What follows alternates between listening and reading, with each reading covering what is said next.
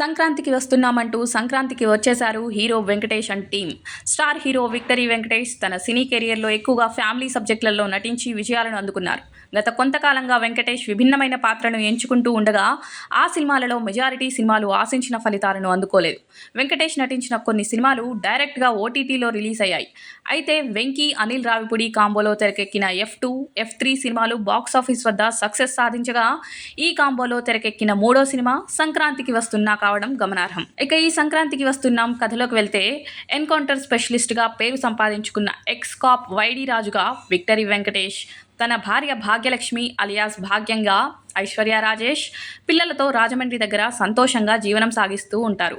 మరోవైపు అమెరికాలోని ప్రముఖ ఐటీ కంపెనీ హెడ్ అయిన సత్య ఆకల్లా, అవసరాల శ్రీనివాస్, తెలంగాణ ముఖ్యమంత్రి సీఎం కేశవ్గా వికే నరేష్ పార్టీకి హాజరైన సమయంలో బిజ్జు పాండే గ్యాంగ్ కిడ్నాప్ చేసి బిజ్జు సోదరుడు పప్పా పాండేను రిలీజ్ చేస్తే మాత్రమే సత్య ఆకల్లను రిలీజ్ చేస్తామని డిమాండ్ చేస్తారు. సీఎం కేశవ్ ఈ కిడ్నాప్ వల్ల తమ పరువు పోతుందని భావించి ఐపీఎస్ ఆఫీసర్ మీనాక్షి చౌదరి ద్వారా వైడి రాజును ఈ కేసును పరిష్కరించారు కోరుతారు.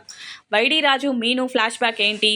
వైడి రాజు ఈ సమస్యను ఎలా పరిష్కరించాడు? ఒకవైపు భార్య, మరోవైపు మాజీ ప్రేయసి వైడి రాజుకు ఏ విధంగా చుక్కలు చూపించారు అనే ప్రశ్నలకు సమాధానమే ఈ సినిమా.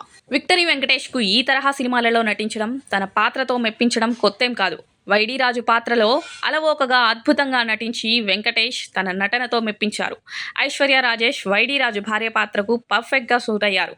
ఒకంత అమాయకత్వంతో, ఒకంత పొసెసివ్నెస్తో ఉన్న పాత్ర ప్రేక్షకులను ఎంతగానో ఆకట్టుకునేలా ఉంది. మీనాక్షి చౌదరి మీను పాత్రలో అందం, అభినయంతో మెప్పించారు.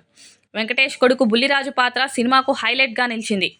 ఈ సినిమా సక్సెస్లో బుల్లిరాజు పాత్ర కీ రోల్ పోషించింది. శ్రీనివాస్ రెడ్డి, వీటీవీ గణేష్, వికే నరేష్ అవసరాల శ్రీనివాస్ పాత్ర పరిధి మేర నటించి తమ నటనతో మెప్పించారు. అనిల్ రావిపూడి మార్క్ సినిమాలను ఇష్టపడే వాళ్లకు ఈ సినిమా ఖచ్చితంగా నచ్చుతుంది. ఫస్ట్ హాఫ్ను అద్భుతంగా తెరకెక్కించిన అనిల్ రావిపూడి సెకండ్ హాఫ్ విషయంలో మాత్రం కొంత తడబడ్డారు. ప్రీ క్లైమాక్స్ సినిమాకు హైలైట్గా నిలవగా కొన్ని సన్నివేశాలు మాత్రం రొటీన్ అనిపించేలా ఉన్నాయి. వెంకీ, అనిల్ రావిపూడి కాంబోలో హ్యాట్రిక్ సక్సెస్ చేరిందని చెప్పొచ్చు. మ్యూజిక్ డైరెక్టర్ భీమ్స్ తమ పాటలు, బీజిఎంతో సినిమా స్థాయిని పెంచారు. Godari Gattu, Meenu, blockbuster Pongal songs silver స్క్రీన్పై బాగున్నాయి. అనిల్ రావిపూడి ఈ సాంగ్స్ను అద్భుతంగా తెరకెక్కించారు. ఎడిటర్ తమ్మిరాజు సెకండ్ హాఫ్లో కొన్ని సీన్స్ నిడివి తగ్గించి ఉంటే సినిమా మరింత ఎక్కువ మంది ప్రేక్షకులను మెప్పించేది. సమీర్ రెడ్డి సినిమాటోగ్రఫీ పాస్ మార్కులు వేయించుకుంది. నిర్మాతలు దిల్ రాజు, శిరీష్ ఖర్చు విషయంలో కొంతమేర రాజీ పడ్డారు. ఇక ఈ సినిమా ప్లస్ పాయింట్స్కి వస్తే Venkatesh acting, Anil Ravipudi mark comedy, music, BGM అన్నీ చాలా బాగున్నాయి.